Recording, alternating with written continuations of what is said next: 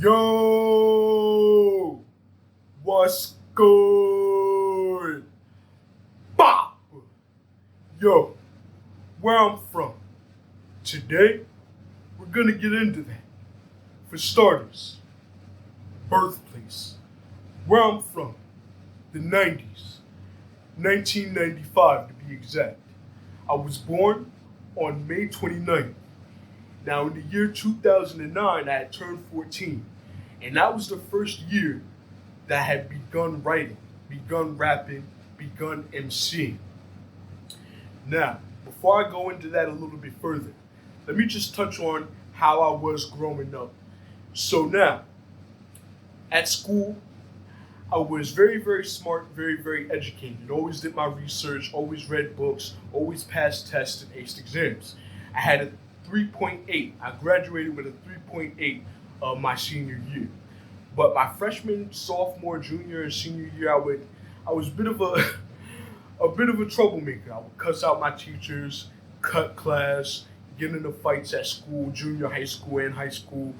Me and my friends, Miles, Shaq, Jason, Jakeem, would actually wait till the winter, like December, January, and February, and put rocks inside snowballs and throw them at people as they were walking by. We would stand outside in front of the Popeyes and do that. So we were just misguided, young troubled youth, you know what I mean? Juvenile delinquents. But yeah, so now that takes care of school. Now, as far as how I was at home, 14 years old, like I said before, I grew up with my brother Taylor, my brother Ethan, and my two cousins, Trey and Jaden.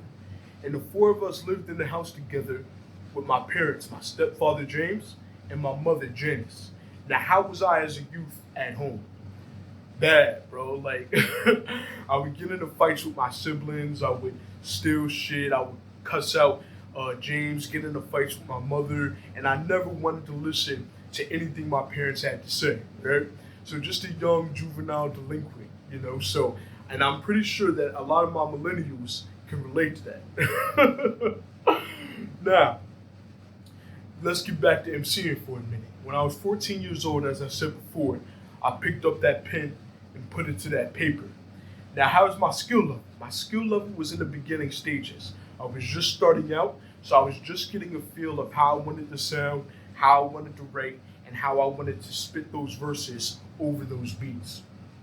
Now, as far as the topics I would cover various topics that were mainly based off of my influences, like notable artists like Eminem and Biggie Smalls, Big L, Nas, Pac, Jay-Z. These were my influences, and these were the rappers, the legendary MCs that I looked up to. And I would use these legendary MCs to sort of perfect my craft as the years would progress. Now, let's get into the projects that I've dropped over the past few years. So that takes care of, first, birthplace and my origins as an MC. Where I'm from, Colors EP. Now, the Colors EP was the very first project that I had ever released on any streaming platform. And one word that sums up the Colors EP, introspective. This album was not only introspective, but it was also nostalgic, conceptual, and it was many different references to animation, adult animation, cartoons, films, and things of that nature. Now, this EP, this project, was about my childhood and how I grew up as a young man trying to transform and become and evolve into a man. So now let's take a look at the Colors EP. Let's do it. Before I get into that, which one should I pick, yo? Black or red? Black or red Xbox One? I'm going with the red. Let's get it. All right, so if you go to my SoundCloud, Boppa, Boppa, you go to my playlist, and there you have it, the Colors EP. Now, that's the cover for it. Huey Freeman and Riley Freeman from the Boondocks. And as you can see written across Riley Freeman's shirt, King, King, Joe King. Now, as I mentioned before, I had many different aliases: Noah Wisdom, Blaze Jeremiah, Zeno, and Joe King. Now we're gonna get into where the alias Joe King comes from. Where I'm from, Joe King.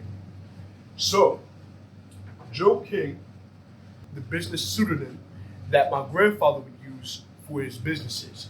He had a cab company, he had a vending machine company, and he had a pallet business.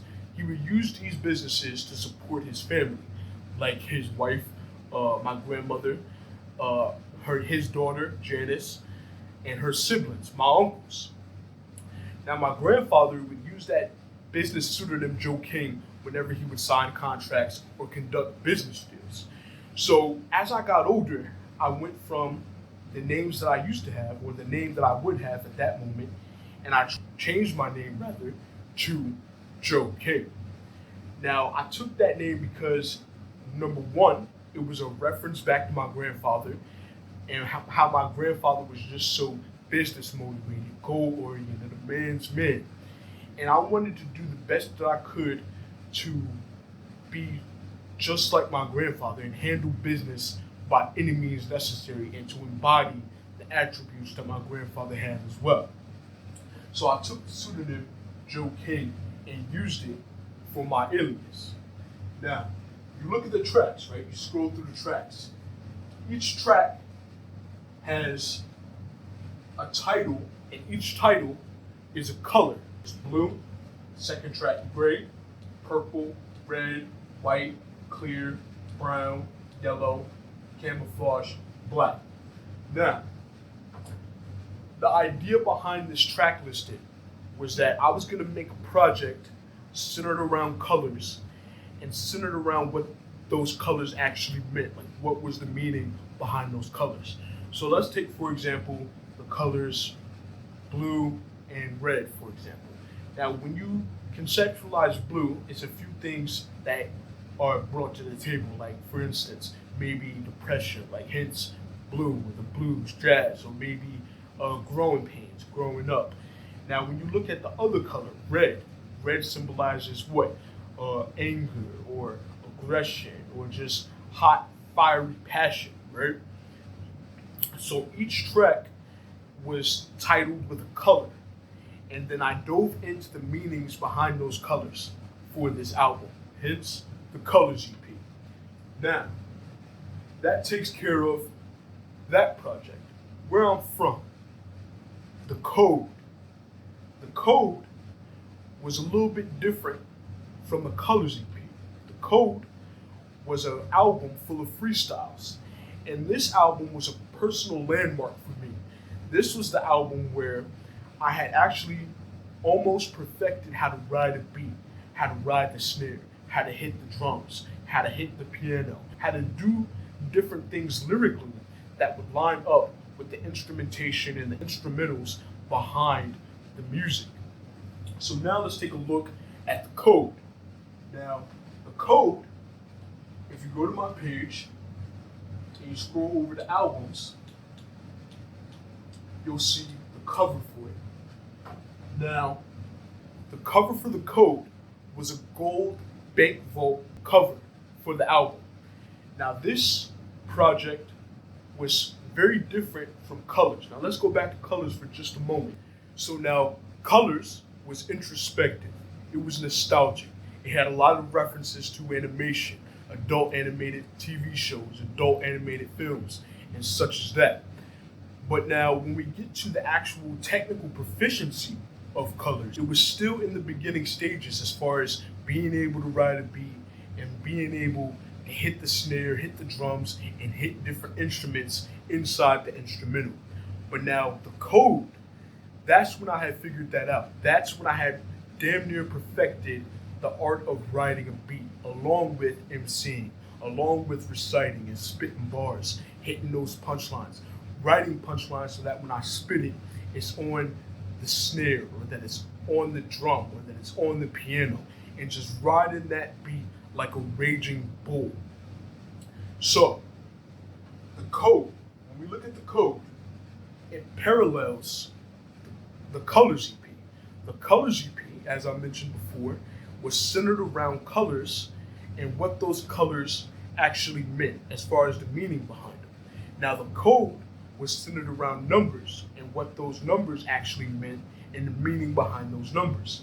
So now, look at the track list for the code. We have 95, 308, 16 part 1, so on and so forth. Now, the general concept behind this project was like cracking a bank vault, right? So if I post this album to any streaming platform, I want my viewers, my fans, and my subscribers to feel as if though they gotta crack the code, they gotta crack the bank vault or the Da Vinci Code in a sense.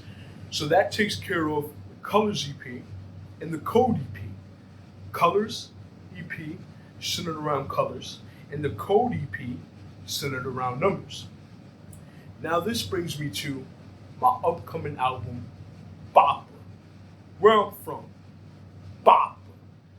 This album that's gonna be dropping between December 2022 this year or January 2023 next year, this album is far more cohesive, concise, focused, centralized. It's a storytelling album. It has a narrative, which I don't want to give away.